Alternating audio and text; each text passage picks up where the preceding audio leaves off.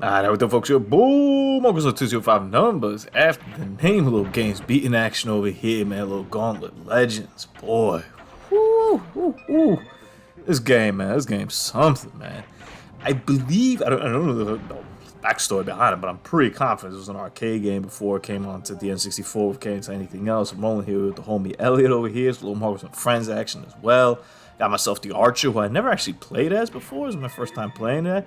It adds a unique kind of perspective, kind of like any Archer does in any game, honestly. It's just really good. There's a Dreamcast version. I was kind of considering which one to buy again. I had the N64 when growing up as a kid. I let someone borrow it, never came back. Them's the breaks. And they're kind of pricier these days. They're almost like maintain retail value. I remember when I was a kid, I remember buying it like on the cheap, man. I remember getting it like $15 or something like that. So I guess I actually finally paid the price for like what a Gauntlet Legends is. I wonder who that money like goes to. Well, I guess it goes to what was like reselling it at this point. I guess Midway doesn't see any of that, or do I put it together? I'm not sure. I have to go see. Anywho, we're just still figuring out how to play the game over here in the initial first kind of map.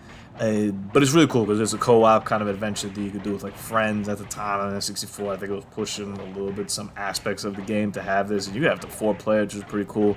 I was considering wanting to buy it for the Dreamcast. I believe there's a PlayStation version as well. I looked at kind of the differences. It seemed like the Dreamcast had the better graphics. Maybe the N64 had more stages or something like that. And also it seemed like the Dreamcast was like a little more zoomed in than the N64. I don't know. Did a little research there as to like what options to go with. But ultimately I have the N64 controls. I have the whole N64 setup. I remember playing it nostalgia-wise on the N64, so I went with that. Some things aren't as intuitive as you think in a game like this. Some things are. There is a little of backtracking, for lack of a better word, to kind of get some extra levels and get some extra strength. So there's a little bit of that, but at the end of the day, it is just an action game. It's got some modest puzzle elements, like find these runes, find this stuff to kind of get better. You get stronger as you level up. You get a couple more abilities. You get items that you can kind of play around with. But it's just a really cool adventure game to play with your friends over here, to pop in.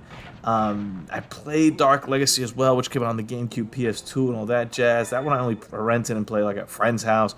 Also goes for kind of pricey right now, but man, am I tempted sometimes to just buy it and be like, yo, I just gotta cop this and have it. So if you haven't tried Gauntlet Legends, man, or if you think you'd be somewhat interested in this kind of formula, I definitely recommend it. It's top notch.